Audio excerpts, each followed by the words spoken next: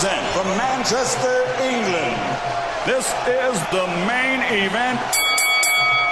Yes, hello, welcome to another edition of The Main Event, a boxing show made in Manchester and listened to all over the world. This is Manchester's All FM 96.9. Thanks for tuning in. This is our Irish special show today. Myself and Bobby are joined by Leonard Gunning from BoxingIreland.com. Also on the phone as well, we're joined by European light welterweight champion Paul McCloskey, hopefully, and Barry McGuigan. On today's show, we've also got 2 tickets as well to give away to the Prize Fighter Super Middleweight Part 2. That takes place on March 23rd at the Liverpool Olympia. To get in contact with us today, info@maineventboxingshow.co.uk, or you can text in on 07766 40 41 42. Start your message with the word All FM. We're going to talk to Leonard in a second, but before I do that, I'm going to give the nickname game that we usually do. This one for this week is which boxer is known as the Executioner? Quite easy. And for the mystery boxer, for the Who Am I, the first 2 clues: I was born on February the 4th, 1973 in Montebello, California, and the second clue: I won a gold medal at the 1992 Barcelona Olympic Games. So if you know any of them, like I said, the usual details, info@maineventboxingshow.co.uk. OK, right, Leonard, great for coming in today. You know, we're doing an Irish special today. Yeah. No worries, I know you listen to the show regularly. I do, yeah, it's great. Cheers. What we want to do, though, we always have, as I say all the time, we get the guests that we get in the studio, the listeners like to know what it is you do. So I know you're involved with boxing, you've got a website, BoxingIreland.com. Can you tell us a bit about that? You know, when did you start it and why? I started off just growing up with boxing. My father was a boxer, got families all boxers, and just a love of the game, and I always wanted to get involved in it, and I didn't like taking punches in the face, so there's an easier way of getting involved in boxing. That tells you right away that we're dealing with someone who's got a bit of sense. Unusual for this show. Go on. Yeah, so I started writing about it just really to promote boxers, because you know, mainstream media doesn't really shies away from it because it doesn't really understand it. So just to promote boxers, because they put so much into it, so I just like to give them a little bit back. And so I started writing for some of the bigger websites, boxing scene, stuff like that. Yeah. And just doing Irish stuff. But at the end of the day, they're not really that interested in some small town show in the back end of Ireland. Yeah, no, they're interested in big fights. So I decided to start my own website and have it up and running now since June. It's going great. Get about 20,000 visitors a month already. Right. So it's gone from strength to strength. And we got about 8 or 9 guys. Kevin Finn takes photographs. You know, Paddy Cronin, a load of Irish guys. Just get involved. So we try and cover it in England, in America, and across Ireland. Different guys sort of specialise in different areas of the country. So they specialise in different fighters. So they build up a relationship with those fighters. So they get the information. They know what's going on with them. So so it's sounds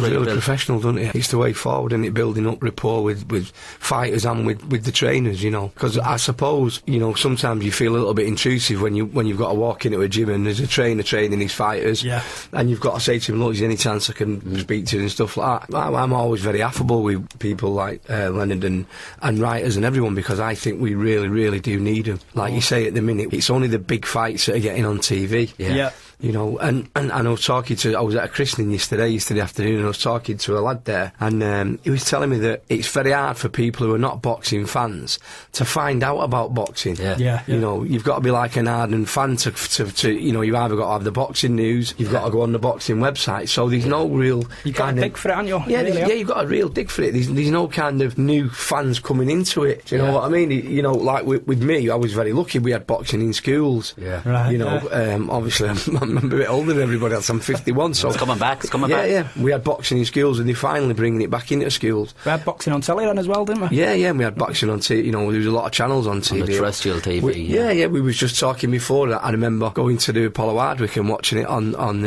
satellite, live by satellite on the big screen. You know, it was absolutely... Sounds amazing. Throwing popcorn at each other. Oh, it was absolutely... I mean, it was amazing for your dad to take you, and, you know, for your dad to let you stay up and take you to the Apollo Hardwick to watch the boxing. So that's the bug. That's the bug. There you it doesn't go. get out of you know. What's the one fight you remember, Bob, from the Apollo? Fraser and Ali. Yeah.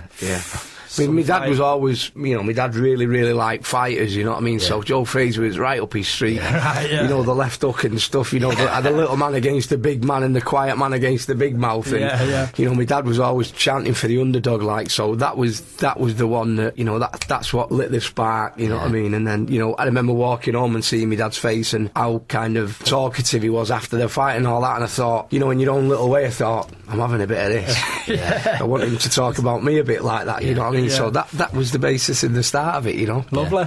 But going back to what you were saying, or your point, like, you know, it's people like Leonard who the boxing needs. Listen, these people are here. And myself, you know, this show. This All FM, little local show starting off. Leonard, Boxing Island. No matter, you know, if you're a boxing fan, you want to know what's going on in Ireland, in Wales, in Scotland, in everywhere. Yeah, Boxing's boxing. Yeah. It doesn't matter. It's not like football, where you got a league. Yeah, you know, it's all like it's two men pitting each other against each other, and boxing's boxing. No matter if you can understand the language or not, it doesn't matter. Yeah, exactly. You know, you'll the ardent fans will get up and watch the boxing. Exactly. Yeah. Yeah. It's great. But just going back to you, Leonard, you know, have you ever actually done any boxing yourself then? Listen, Any amateur stuff or anything? I used to go down with my brothers to the gym when I was a kid, and just doing the training was hard enough for me. So I used to go and watch my brothers go, and just the nonsense that they used to go through with amateur shows. And you just think, what are they? I was so in awe of it. It gets passed down to you, but. No, I didn't stick at it for very long, you know. Fair enough, I prefer to watch it now, to be honest with you. Yeah. So how much work goes into a boxing site like Boxing Island? You know, you just mentioned there, because it's a team. It really is. It's a team of guys. What's an average week like? Average week now is... You have a look at the schedule, who's coming up. The main thing is you don't just rock up to a show and do a report on it, because that's not you're not selling a show by just doing a report. That's because it's too late. Yeah. You need to do a preview. You need to go down to the gym, see how they're getting on, see if they're making the weight. Maybe bring a photographer down with you. Do a video. We're big into video interviews now because it's so easy to watch a video interview rather than read a 20-minute article. You can probably get it in all the information you need into 3 minutes, and you got a visual there as well, which just keeps them interested. And you know, you get all that information and people get to, not only are they hearing what they're seeing their face, so they're kind of buying into the personality, whereas written is great because it gets it out there as well, but you don't get a feel for the person a lot of time from an article. So we're doing a lot of videos as well, but we're trying to do multimedia because we're on Facebook, Twitter, got the website, we've got the videos, YouTube, you know, just throwing out as many tentacles as you can to try and get as many people interested as possible. It's why I started the radio as well, though. You know, you hit the nail on the head there, because if someone, you know, you see a big report, 4 pages long on the internet, I can't read it, me. I'm just not a reader. The amount of work that they must have put into it, it's a shame. And it is a shame, Of course. You know what, a lot of the times when I started out as well, I used to do long-winded stuff, trying to get trying to tell about every shot in a fight. Do you know what, the editor will come back and say, listen, well done, like, you know, it's great, but you know, no one's going to read that. No one's going to read, like, you know. 15 pages and you're just starting the third round. They're not even in the ring. I'm one of them though. I'll read 2 pages and I've got to go back to the beginning. You know what I mean? I can be there all week with the visuals. You know, it's great how you've added that to it as well. Do you write all the articles yourself? You're saying you've got a team? No, I do quite a bit of the articles, and you know, there are other guys. We got Grant Tizzo, who's a new writer here. He's covering the London stuff. We got Paddy Cronin. He does a lot of stuff in Dublin. Also another guy, Stephen Sharp, Green Jab. He does quite a bit, and you know, so he's been in and out.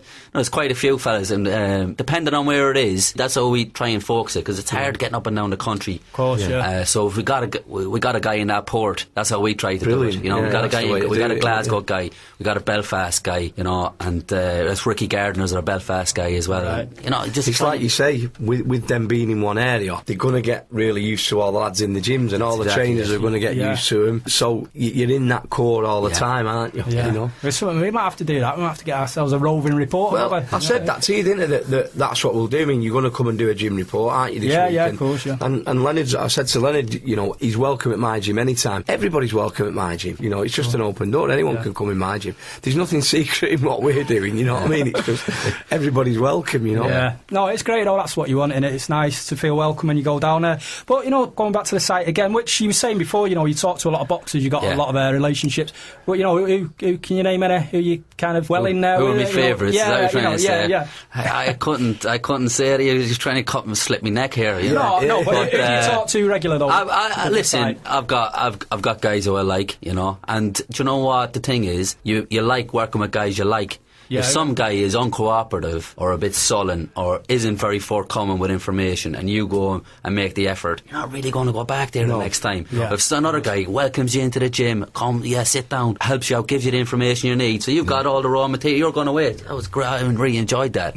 Where are you going to go? It's like anything in life. Where are you going to go back the next? You're going to go back to the guy that gives you the more information and is more cooperative with you. Now, the thing is, I'm based in Manchester, which is great because you got so many guys that are of Irish descent and are Irish training in here. Yeah. You know, Matthew Macklin, Frankie Gavin, you know, Chris O'Brien, Kieran Farrell, Bobby's fighter as well. You know, you got loads of guys and second generation guys as well. It's brilliant. But then it's hard being a little bit more distant from the guys in Ireland, and that's another reason why we try to have that local thing as well. You need to go down to the gyms. You need to meet these it's a great guys. basis what you've got in it, you know, for starting off. If you build up a rapport with the fighter, you know, and he's more likely to be more open with you rather than give you more of a generic, training camp's gone great, training camp's gone great. I can't wait for a fight. You know, this is my biggest fight. I'm not looking past it. You know, it's the same. We've read that a million times. Because you know the guy. You've already asked him these questions 10 times before. You get to know a bit more about them, deeper into what he's doing as well. Of course. And it's such an exciting time for Irish boxing at the moment as well. I was just going to say that. How popular is boxing in Ireland at the minute? It's having a massive resurgence, and a lot of credit's got to go to.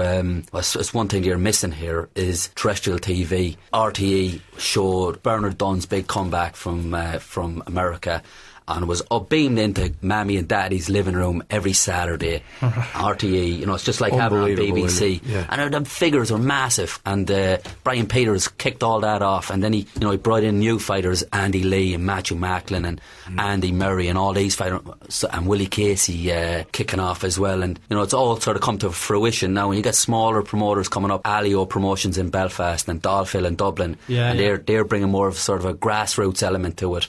And out of those grassroots, you always get one or two boxers popping up. It's going to be your stars. And you know, in Belfast you got Carl Frampton coming up with Barry McGuigan, and Willie Casey's fighting for an interim world title now next week, and he's the big star for Dolphill. So they've finally got their big guy that they can hang their hat on, and you know, that's going to be on RTE now as well. So they've got their big breakthrough. Well, that's